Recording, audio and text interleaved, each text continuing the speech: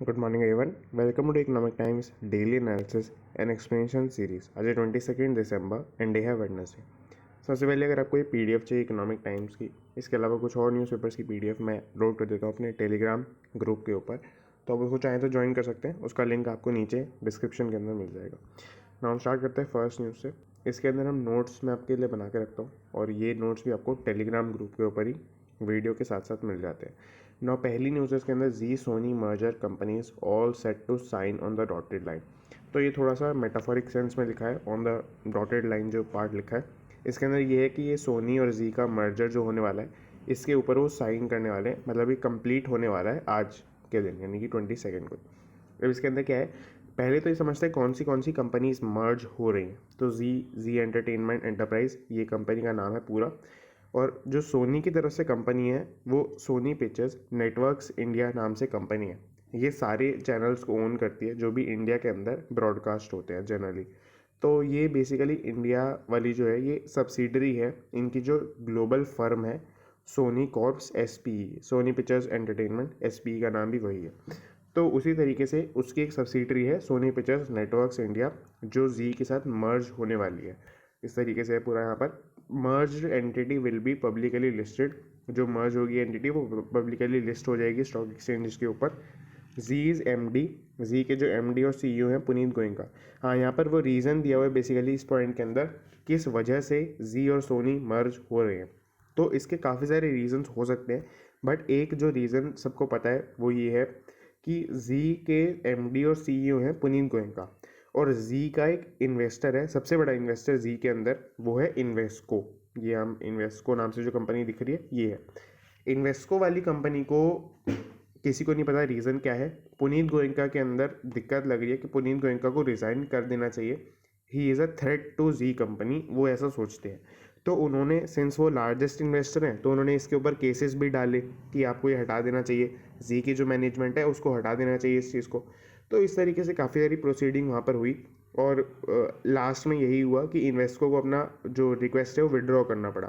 तो इन्वेस्को ने अब क्या हो रहा है कि यहाँ पर जो मर्ज होगी एंटिटी वो उसके एमडी और सीईओ भी पुनीत गोयनका ही रहने वाले हैं। जो मैंने लास्ट में लिखा है विल कंटिन्यू, तो वो भी अब इन्वेस्को के कंट्रोल से बेसिकली जी बाहर चले जाएगा, और जी जो मतलब इन्वेस्को है उसका शेयर घट जाएगा, और मेजोरिटी स्टेक जो मैंने फोर्थ पॉइंट के अंदर लिखा है वो सोनी का रहने वाला है, और जी जो कंपनी है उसका सिर्फ 4% स्टेक इसके अंदर रहने वाला है। बाकी इसमें यह है कि जो जी है वो अगर फ्यूचर के अंदर उसके पास फंड्स होते हैं तो वो अगले 4 साल के अंदर अंदर तक 20% तक अपने स्टेक को बढ़ा सकता है अगर उसके पास फंड्स वगैरह हो जाते हैं तो इस तरीके से पूरा ये था। अगर डील हो जाती है तो हमें हो सकता है इससे रिलेटेड न्यूज़ हमें कल भी देखने को मिले, तो वो मैं कवर करूँगा यहाँ पर।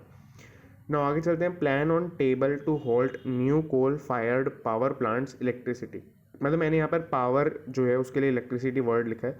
एक ही बात है, जैसे इलेक्ट्रिसिटी को हम लाइट बोलते हैं कि लाइट चली गई इस तरीके से, तो पावर का मतलब ही इलेक्ट्रिसिटी ही होता है। तो यहाँ पर अब न्यूज़ के अंदर क्या है, हॉल्ट का मीनिंग होता है स्टॉप करवाना या प्रिवेंट करवाना किसी चीज़ को।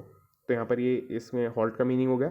Now new coal fired power electricity plants का मीनिंग क्या हुआ कि आपको पता है जैसे कोल से इलेक्ट्रिसिटी इंडिया के अंदर बनती है, कैसे बनती है, एक थोड़ा पूरा प्रोसेस होता है। कोल को जलाया जाता है, उससे जो हीट निकलती है उससे पानी को गर्म करते हैं। अच्छा, मैं बहुत ही बेसिक टर्म्स के अंदर बता रहा हूँ, तो हो सकता है कुछ केमिकल्स इसके अंदर यूज़ होते हों बीच में। बाकी पानी को गर्म करते हैं, उससे जो स्टीम डेवलप होती है उसकी हेल्प से एक मोटर को रन करते हैं, उस मोटर के रन होने से इलेक्ट्रिसिटी प्रोड्यूस होती है। मोटर एक ऐसा डिवाइस होता है जो इलेक्ट्रिसिटी को रोटेशनल पावर के अंदर भी कन्वर्ट कर सकता है और उल्टा भी कर सकता है, यानी कि वो रोटेशन की पावर को इलेक्ट्रिसिटी के अंदर भी कन्वर्ट कर सकता है।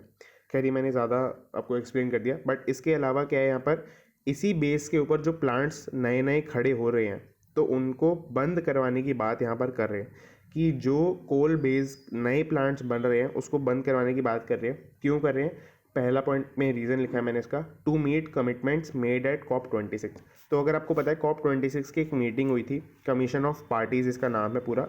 तो इसके अंदर जो मोदी गवर्नमेंट है, मतलब जो इंडिया की गवर्नमेंट है, उन्होंने ये प्रॉमिस किया था कि हम net zero carbon emissions. Net zero का मीनिंग क्या हुआ कि हमारी इंडस्ट्रीज से जो इलेक्ट्रिसिटी की मैन्युफैक्चर है उससे यह हर चीज़ से मिला करके हम जितना कार्बन छोड़ेंगे हमारे व्हीकल्स से उससे भी, तो जितना हम कार्बन छोड़ेंगे हम उतना ही सोख लेंगे। उतना ही सोख लेंगे का मीनिंग हमारे ट्रीज़ है और बाकी चीज़ें होती है, केमिकल्स के बेस पे हम कुछ कार्बन को हम सोख सकते हैं, तो उतना हम सोख लेंगे और हमारे ग्लोबल इन्वायरमेंट के अंदर हम पोल्यूशन को नहीं करेंगे। बाय 2070 हम ज़ीरो पर पहुंच जाएंगे इस चीज़ के अंदर। और इसी के अंदर एक और जो छोटा पॉइंट है वो ये है, मैं आपको जो सेकंड पॉइंट के अंदर ब्रैकेट में लिखा है वो है 500 gigawatt electricity bye non fossil fuel sources 2030 तक। तो हमने ये भी प्रॉमिस किया है उसी मीटिंग के अंदर कि हम 2030 तक, अगले मतलब 10 साल के अंदर अंदर या 9 साल के अंदर अंदर हम 500 गीगावाट इलेक्ट्रिसिटी जो है नॉन फॉसिल फ्यूल्स से बना रहे होंगे। तो ये काफ़ी बड़ा एक प्रॉमिस टाइप का है। अभी के लिए हम कोल से भी नहीं बना पा रहे हैं इतनी इलेक्ट्रिसिटी। खैर उससे उसमें अब ये हुआ है कि इसी वजह से हम जो कोल के नए नए प्लांट्स बन रहे हैं उसको बंद करवाने की बात कर रहे हैं और उनको बोलेंगे कि आप इससे अच्छा आप नॉन फॉसिल फ्यूल एनर्जी को प्रोड्यूस करने के लग जाओ, यानी कि हाइड्रो एनर्जी हो गई, आपकी लाइट एनर्जी हो गई, सॉरी सनलाइट एनर्जी मतलब, तो सोलर एनर्जी वो सब हो गया, तो उसको हम प्रोडक्शन कराने की ज़्यादा यहाँ पर प्रायोरिटी बेसिस पे उसको रखेंगे। तो इस तरीके से है पूरा यहाँ पर। नाउ इसके अंदर एक और पॉइंट है, a committee is asked to update new education policy. तो यहाँ पर मैंने गलत लिख दिया है, यहाँ पर न्यू इलेक्ट्रिक पॉलिसी होना चाहिए। तो न्यू इलेक्ट्रिक पॉलिसी के उसमें क्या है कि more and more non fossil fuels को यहाँ पे प्रमोट किया जाएगा। और जो लास्ट पॉइंट के अंदर लिखा है वो भी यही है, panel propose to retire inefficient plants by March 23। तो न्यू प्लांट्स के साथ साथ इनएफिशिएंट प्लांट्स जो हैं उनको भी एलिमिनेट करने की बात करें मार्च 2023 तक, जो कोल बेस्ड प्लांट्स हैं इलेक्ट्रिसिटी बनाने के लिए वो। Now Sensex Nifty reclaim part of lost turf. मैंने आपको बताया था मंडे को सेंसेक्स और निफ्टी काफ़ी ज़्यादा फॉल कर गए थे, 2% का रिडक्शन आ गया था एक ही दिन के अंदर दोनों के अंदर। अब यहाँ पर ट्यूसडे को कल मार्केट के अंदर थोड़ा सा अपलिफ्टमेंट रहा, इसीलिए यहाँ पर लॉस्ट टर्फ मतलब वो ये जो 2% वो लूज़ कर गए थे उसका रिक्लेम करने का मीनिंग ये है कि थोड़ा सा ऊपर चले गए हैं यहाँ पर। Renewed strength in Asian markets में अपने आप में भी काफ़ी बड़ी स्ट्रेंथ है, बट इसके पीछे कोई रीज़न नहीं बता पाए हैं ये आर्टिकल के अंदर। तो मेरे हिसाब से स्ट्रॉन्ग प्रेजेंस नहीं है, स्ट्रॉन्ग स्ट्रेंथ नहीं है, और आज या कल आपको वापस एक फॉल देखने को मिल सकता है। मंडे को यहाँ पर रीन्यू इसलिए लिखा है मैंने क्योंकि मंडे को फॉल हुआ था और ट्यूसडे को बढ़ गया, जो मैंने ब्रैकेट के अंदर मेंशन किया हुआ है। सेकंड पॉइंट के अंदर मैंने लिखा है Nifty ended 156 points up and Sensex ended 497 points up. यार चाहे तो देख सकते हैं, मतलब दोनों ही इतने इतने बढ़े हैं। और पॉइंट्स का मैंने आपको कल मीनिंग बताया था, मैं एक बार वापस से बता देता हूँ। निफ्टी के अंदर पॉइंट्स का क्या मीनिंग होता है आपको पता है, निफ्टी के अंदर 50 स्टॉक्स आते हैं। तो जब निफ्टी बना था तब जो 50 स्टॉक्स आते थे तो उनकी टोटल वैल्यू निकाली गई, मान लेते हैं रिलायंस का, टाटा का, जो भी हैं उन सब के एक एक शेयर की, 2-2 शेयर जितने भी थे उनकी वैल्यू निकाली गई, और जितनी भी वो रुपी टर्म्स में वैल्यू आई थी उसको 1000 पॉइंट्स के इक्वल कर दिया था। तो अब जैसे ही शेयर जितना भी बढ़ते हैं, जितने भी प्राइसेस बढ़ते हैं, उसके अकॉर्डिंगली ही पॉइंट्स के अंदर चेंजेस आ जाते हैं वहाँ पर। तो आप कह सकते हैं कि 1000 पॉइंट से निफ्टी स्टार्ट हुआ था और आज वो 16,000 के आसपास करीब करीब पहुँच चुका है। तो इस तरीके से यहाँ पर पूरा, बाकी जो निफ्टी और सेंसेक्स के अंदर मोस्ट गेनर हैं, कॉमन गेनर्स, उसके अंदर 3 कंपनीज़ हैं, आईटी कंपनीज़ हैं। मतलब आईटी सेक्टर के अंदर ज़्यादा फर्क नहीं पड़ रहा है कि ओमिक्रॉन आएगा या नहीं आएगा, ये हम ऐसा कह सकते हैं यहाँ पर, जो आर्टिकल के अंदर मेंशन था ना। एक और आईपीओ जो है उसकी लिस्टिंग हो चुकी है 54% के प्रीमियम के ऊपर। काफ़ी अच्छा आईपीओ निकला है, मतलब काफ़ी टाइम बाद एक तरीके से कह सकते हैं। मैप माई इंडिया नाम की कंपनी है, इसकी पेरेंट कंपनी है जो लिस्ट हुई है। जैसे मैंने आपको पेटीएम के केस में बताया था, पेटीएम की जो मेन कंपनी है वो 197 कम्युनिकेशंस है, जिसका आप अगर पेटीएम ओपन करते हैं तो उसमें भी उसका लोगो वगैरह आता है, तो हमें याद रहता है। इसी तरीके से मैप माई इंडिया का जो पेरेंट कंपनी है वो है सीई इन्फो सिस्टम्स। तो इनका इशू प्राइस था यहाँ पर 1033। अच्छा मैंने इशू प्राइस आगे लिख रखा है, तो आईपीओ प्राइस था 1033, और जिस प्राइस के ऊपर इशू हुआ है मार्केट के अंदर वो है 1581 रुपीज़। तो काफ़ी अच्छा प्रीमियम है।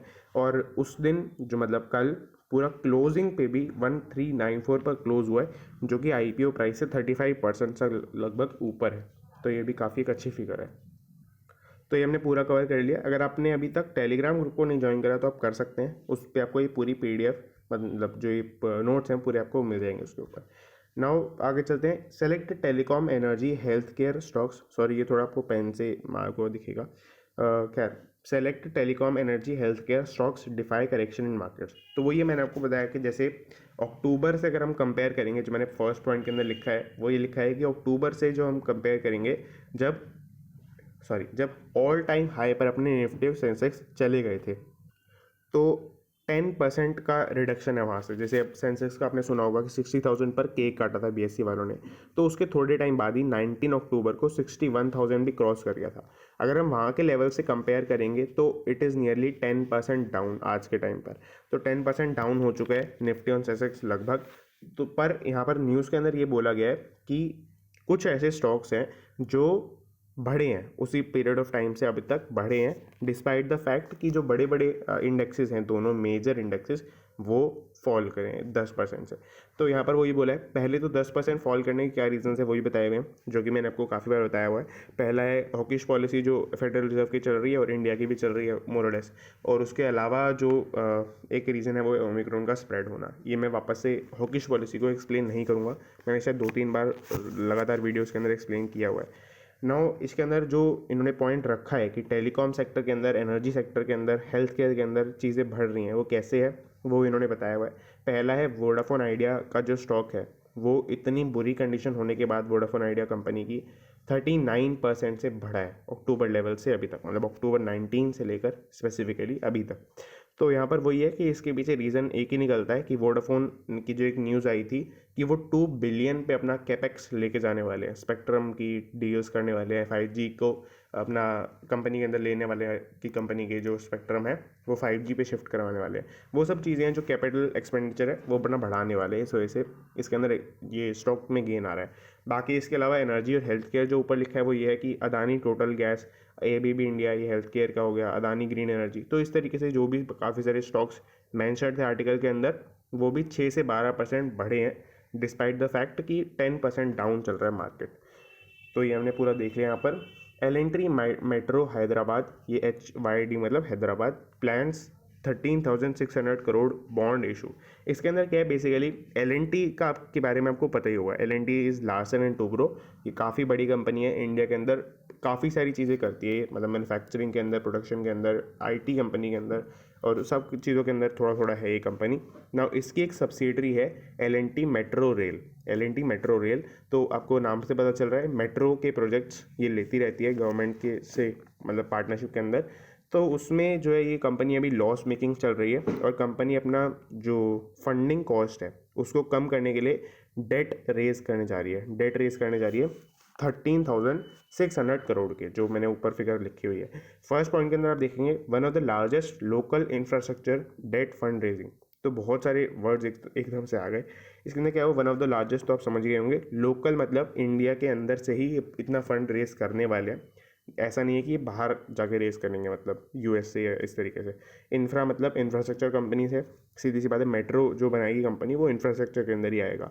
डेट फंड रेजिंग यानी कि इक्विटी भी नहीं रेस कर रहे हैं इंडिया के अंदर होते हुए भी, ये डेट को रेस कर रहे हैं, पैसा उधार पे ले रहे हैं, फंड रेजिंग।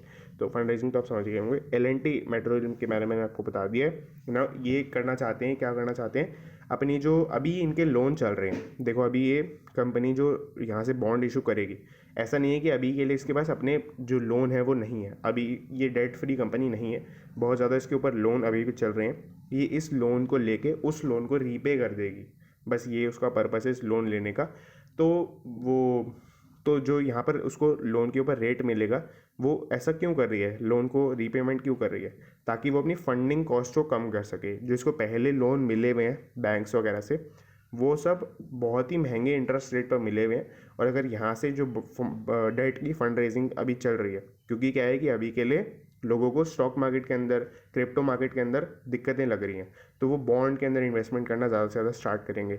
अगर लोग चाहते हैं कहीं पे इन्वेस्ट करना, तो इन्वेस्ट जो कंपनी है वो उनको कम इंटरेस्ट में भी अपने पास बुला सकती है, क्योंकि लोग तो पहले से ही खुद भी चाहते हैं। तो यहाँ पर इसी सब फैक्टर्स की वजह से फंडिंग कॉस्ट जो है कंपनी के एंड पर, वो उनकी 200 बेसिस पॉइंट से गिर जाएगी। जो मैंने लिखा है 200 बेसिस पॉइंट का मीनिंग हुआ 2% से, मैंने आपको बताया 100 बेसिस पॉइंट का मीनिंग होता है 1%। अगर आप CNBC देखते हैं तो उसके ऊपर बेसिस पॉइंट्स में ही बातें करते हैं वो, 73 बेसिस पॉइंट, 23 बेसिस पॉइंट, इस तरीके से। नाउ आगे चलते हैं। Blackstone plans to list retail led REIT। तो यहाँ पर सबसे पहले हम REIT को समझ लेते हैं। REIT का मीनिंग होता है, मैंने थर्ड पॉइंट के अंदर फुल फॉर्म लिखी है पहले तो, रियल एस्टेट इन्वेस्टमेंट ट्रस्ट। इसका मीनिंग ये होता है कि जैसे आप रियल एस्टेट के अंदर इन्वेस्टमेंट करना चाहते हैं, आप सभी को पता है कि रियल एस्टेट बहुत ही ज़्यादा महंगा है, और अगर आप इंडिविजुअल बेसिस पे इन्वेस्टमेंट करना चाहते हैं तो बहुत ही ज़्यादा कॉस्टली हो जाता है वो, और अगर मार्केट अच्छा परफॉर्म नहीं करेगा तो आपको बहुत ज़्यादा लॉसेज उसके अंदर हो सकते हैं। REIT क्या है, वो इसी प्रॉब्लम का सल्यूशन है एक तरीके से।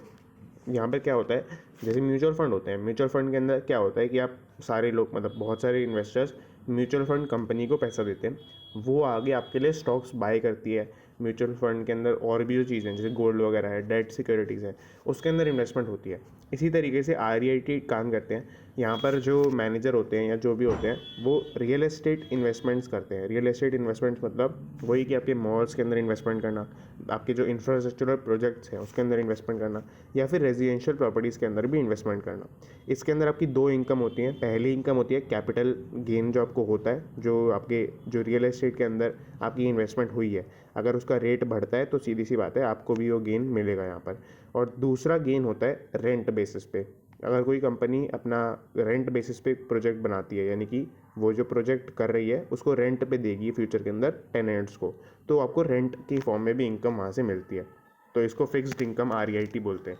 नाउ REIT अब यहाँ पर क्या है, ब्लैकस्टोन ही पहला ऐसा बैंक था, कंपनी या कुछ भी कह सकते हैं, जिसने पहला मेड इन REIT बोलते हैं, मेड इन IT मतलब पहला REIT इंडिया के अंदर लॉन्च किया था।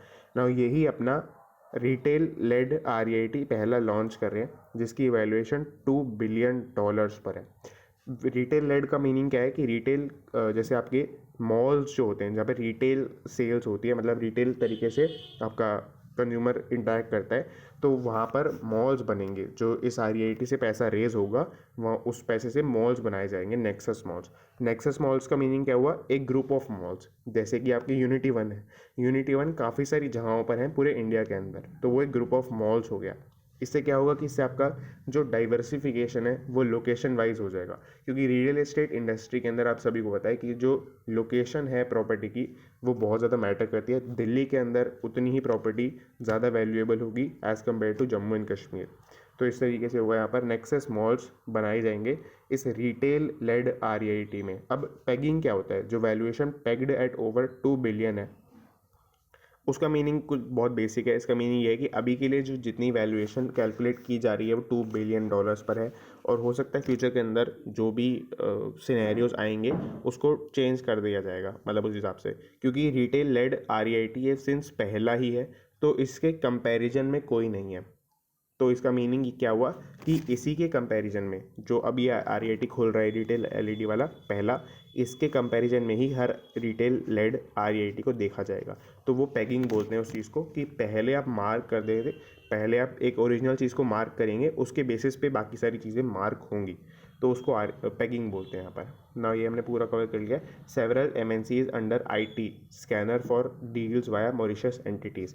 ये बहुत ही बेसिक न्यूज़ आपको लगेगी समझने के बाद, बट थोड़ी सी कॉम्प्लेक्स हो सकती है। इसके अंदर सबसे पहली बात, जो IT लिखा है वो इंफॉर्मेशन टेक्नोलॉजी वाला नहीं है, दैट इज़ इनकम टैक्स। हुआ क्या है यहाँ पर, MNC क्या होता है, सबसे पहले MNC इज़ द कंपनीज जो बहुत सारी कंट्रीज़ के अंदर काम करती हैं।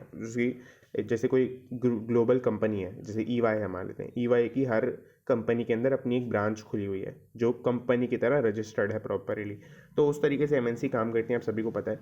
इसके अंदर होता क्या है कि कुछ कंपनीज या कुछ कंट्रीज़ बोलना चाहिए, कुछ कंट्रीज़ आपके असेट्स को बेचने के ऊपर जो टैक्स लगाती हैं वो बहुत ही कम लगाती हैं। जैसे कि क्या हुआ, आप अगर इंडिया के अंदर अपनी कंपनी को बेचते हैं, किसी कंपनी को, बाहर वाली कंपनी को फॉर एग्जांपल, तो आपको जो FDI टैक्स है वो काफ़ी ज़्यादा देना पड़ेगा, और उस वाली कंपनी जो खरीद रही है कंपनी, उसको भी टैक्स इसके ऊपर देना पड़ेगा, क्योंकि ये एक तरीके से कैपिटल ट्रांजैक्शन होता है ये।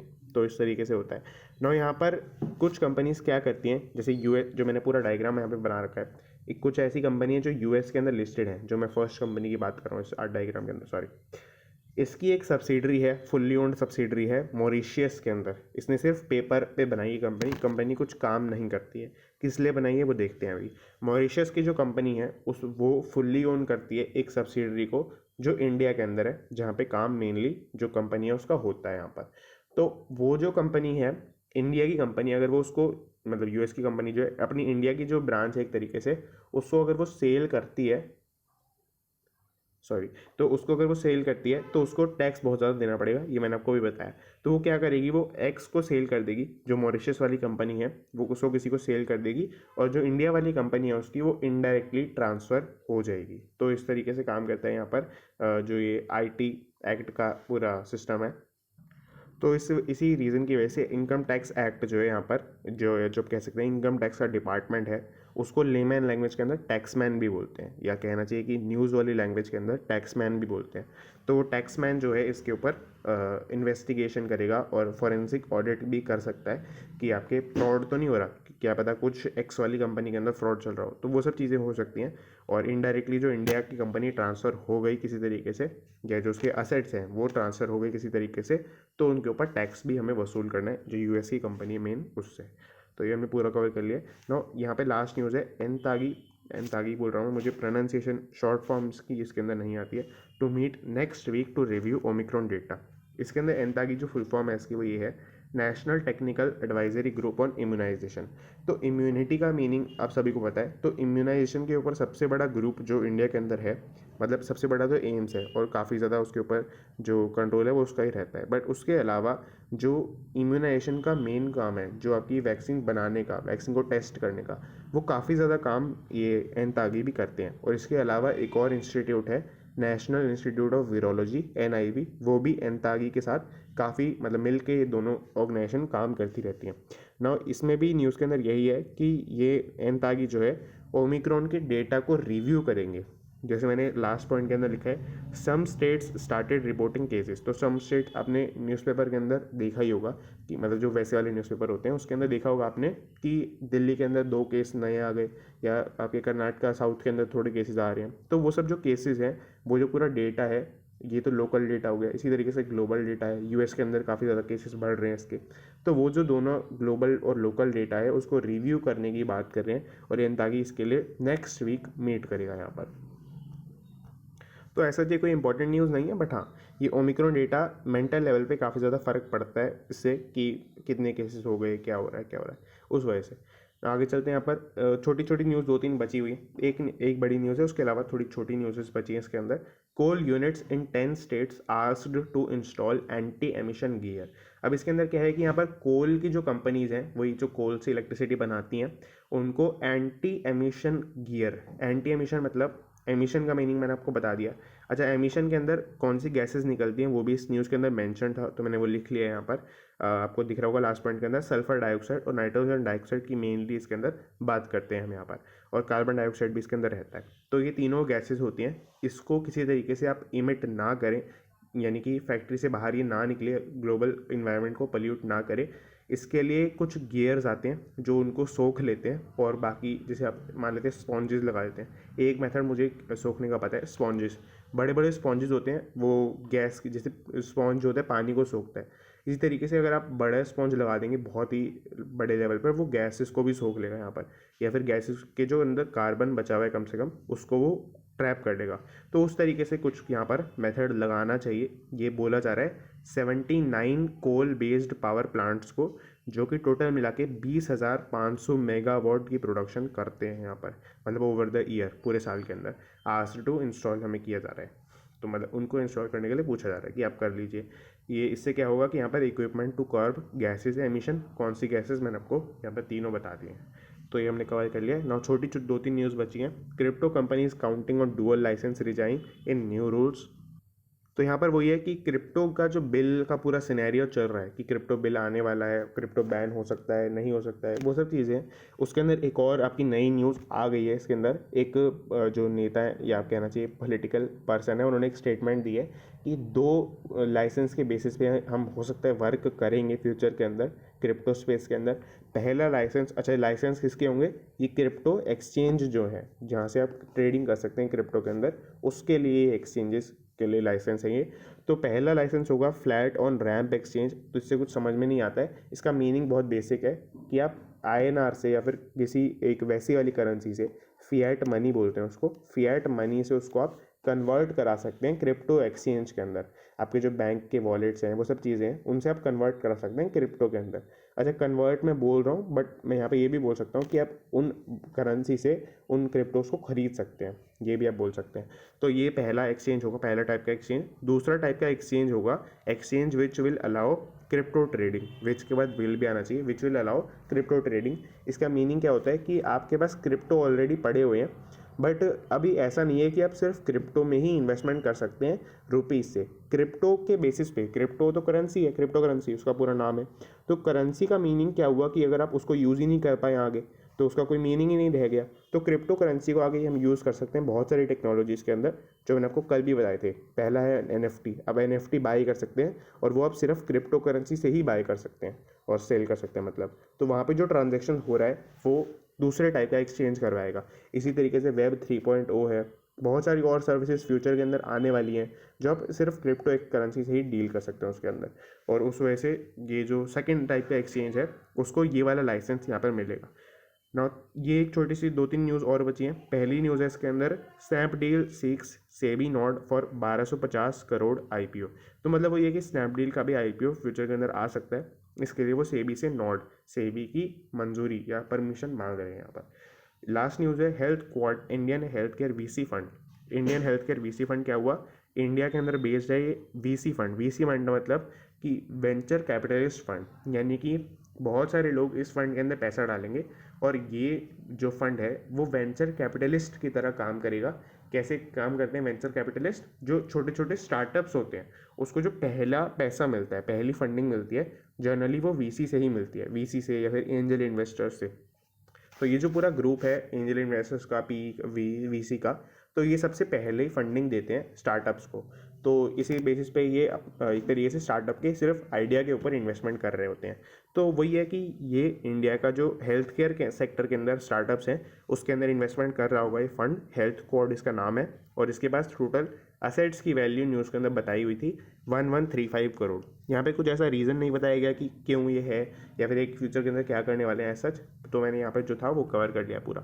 अगर आपको कोई भी डाउट हो तो आप कमेंट कर सकते हैं। और एक छोटा सा डाउट आया था मेरे पास कि इसको याद कैसे रखें। तो याद रखने का तो बेसिक वही तरीका होता है कि आप एक बार रिवाइज़ कर सकते हैं, या फिर अगर कुछ मेरे पास नया तरीका मिलता है तो मैं आपको कल एक तरीका कवर करने वाला हूँ इसके अंदर कि आप न्यूज़ को याद कैसे रख सकते हैं। ये एक कमेंट था कल चैनल के ऊपर, तो हम ये चीज़ कल कवर करेंगे। और that's it and thanks for watching.